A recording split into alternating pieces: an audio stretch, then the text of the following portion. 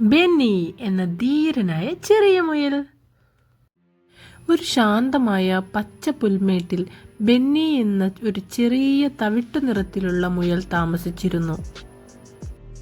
7 മുയലുകളിൽ ഏറ്റവും ചെറുതും ഏറ്റവും ലജ്ജാശീലനുമായിരുന്നു അവൻ.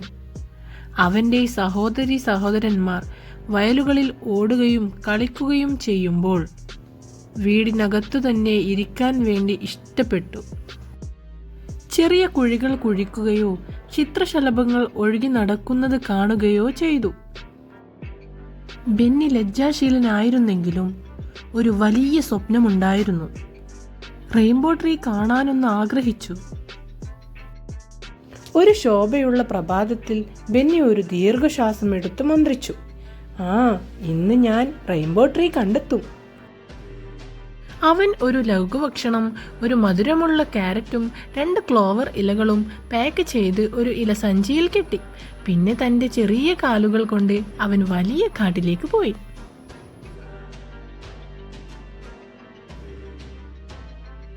മരങ്ങൾക്കിടയിലൂടെ ചാടിയപ്പോൾ ടിൽഡ എന്ന ജ്ഞാനിയായ ഒരു വൃദ്ധ ആമയെ ബെന്നി കണ്ടുമുട്ടി.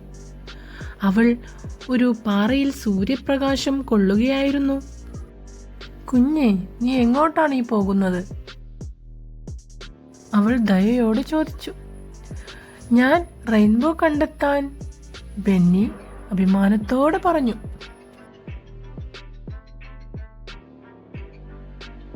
ടിൽഡ പുഞ്ചിരിച്ചുകൊണ്ട് പറഞ്ഞു, പിന്നെ പാടുന്ന പക്ഷികളുടെ ശബ്ദം പിന്തുടരുക. അവ നിങ്ങളുടെ ഹൃദയം പോകാൻ ആഗ്രഹിക്കുന്നിടത്തേക്ക് നിങ്ങളെ നയിക്കും.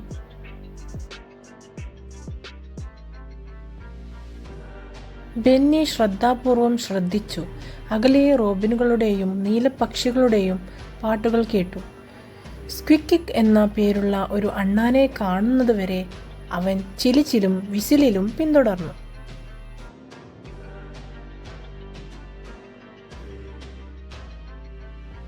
റെയിൻബോ ട്രീ തിരയുകയാണോ? സ്ക്വീക്കി ഞരങ്ങി.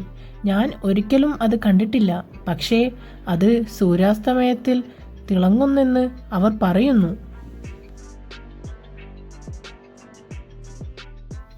ബെന്നി സ്ക്വീക്കിയോട് നന്ദി പറഞ്ഞു.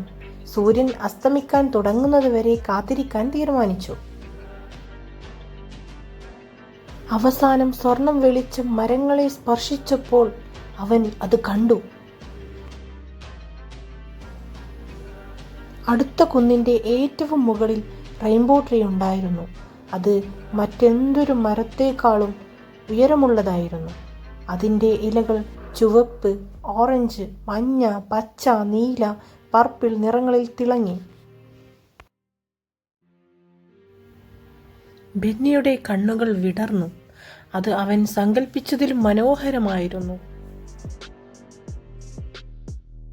ബെന്നി അടുത്തേക്ക് ചാടി തിളങ്ങുന്ന ശാഖകൾക്കിടയിൽ ഇരുന്നു. മാന്ത്രിക നിറങ്ങൾ നോക്കി ലഘുഭക്ഷണം പുറത്തെടുത്ത് ക്യാരറ്റ് കടിച്ചു. അങ്ങനെ ബെന്നി ഒറ്റയ്ക്ക് റെയിൻബോ മരം കണ്ടെത്തി.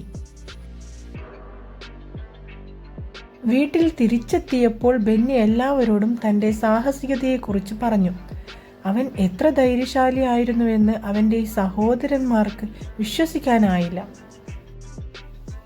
മുതിർന്ന മൃഗങ്ങൾ പോലും അവൻ്റെ കഥ കേൾക്കാൻ ചുറ്റും കൂടി. അന്നു മുതൽ ബെന്നി ഇപ്പോൾ വെറും നാണം കെട്ട ചെറിയ മുയൽ മാത്രമായിരുന്നില്ല. മാന്ത്രികതയിൽ വിശ്വസിക്കുകയും തൻ്റെ ഹൃദയത്തെ പിന്തുടരുകയും ചെയ്ത മുയൽ. ബെന്നി ദി ബ്രേവ് എന്നാണ് അദ്ദേഹം അറിയപ്പെട്ടിരുന്നത്.